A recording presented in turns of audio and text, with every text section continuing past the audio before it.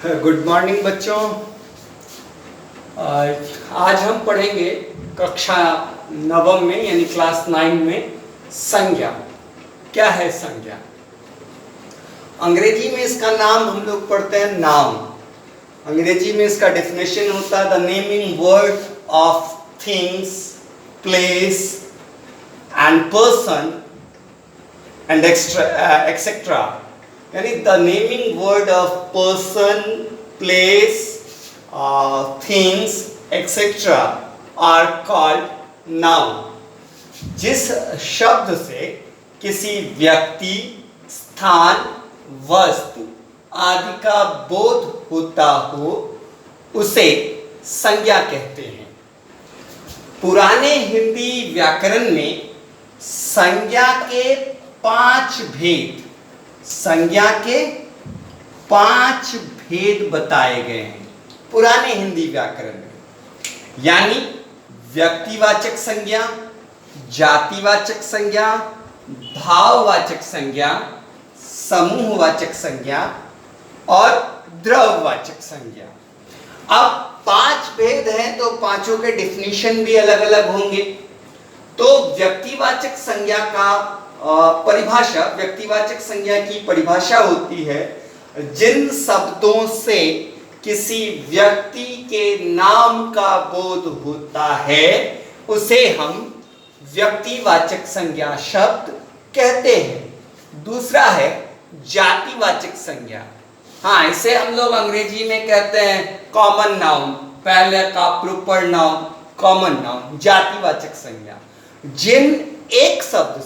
जिस एक शब्द से एक वचन रहते हुए भी वह शब्द पूरी जाति का बोध करा देता है उसे हम जातिवाचक संज्ञा शब्द कहते हैं।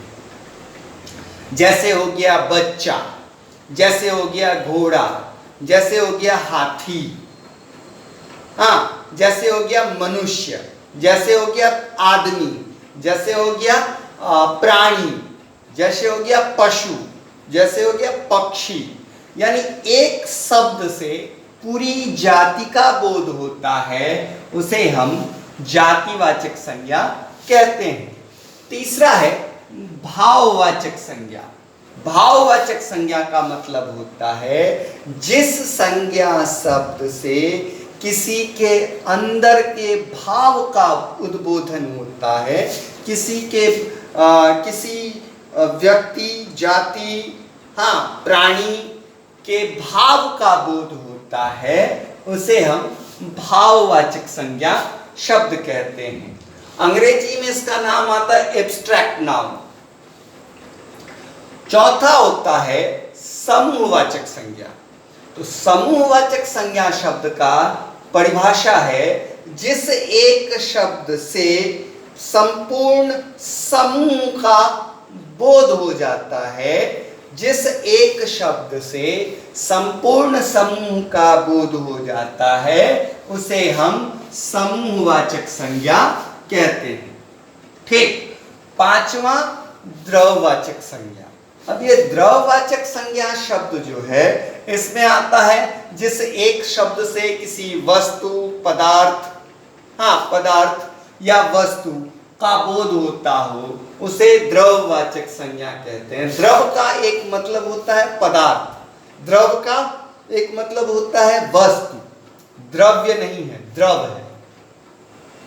तो इसका मतलब होगा कि जिस एक शब्द से किसी पदार्थ या वस्तु का बोध होता है उसे हम द्रव्यवाचक संज्ञा शब्द कहते हैं। जैसे आटा, चावल, गेहूं, तेल, हाँ, ये द्रव्यवाचक संज्ञा शब्द हुए।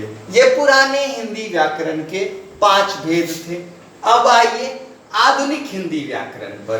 तो आधुनिक हिंदी व्याकरण में संज्ञा के 3 भेद होते हैं।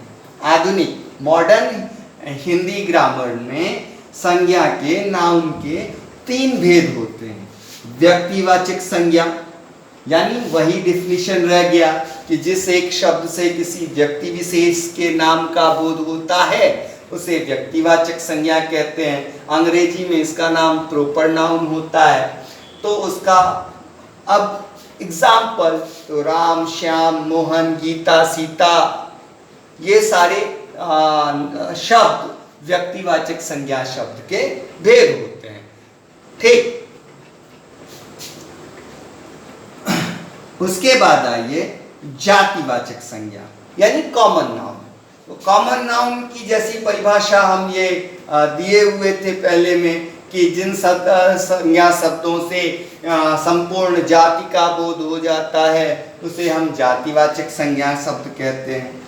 ठीक, तीसरा जो भाववाचक, भाववाचक का भी है, जिस संज्ञा शब्द से किसी के भाव का बोध होता है उसे हम भाववाचक संज्ञा शब्द कहते हैं।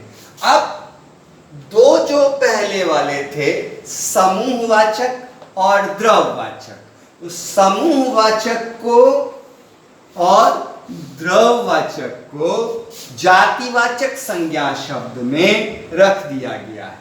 समूहवाचक संज्ञा शब्द होगा लड़के, बालक, बच्चा, पूरे समूह का बोध होता है, एक पूरे भीड़ का बोध होता है। लड़के खेल रहे हैं, ठीक, पूरे, अब कितने लड़के हैं नहीं, पूरा समूह है, पूरा एक भीड़ इकट्ठा है लड़कों का जो खेल रहा है। तो समूहवाचक संज्ञा शब्द को भी और द्रव्यवाचक संज्ञा शब्द को भी हम क्या किए हुए हैं, जातिवाचक संज्ञा शब्द में रख दिए हुए हैं।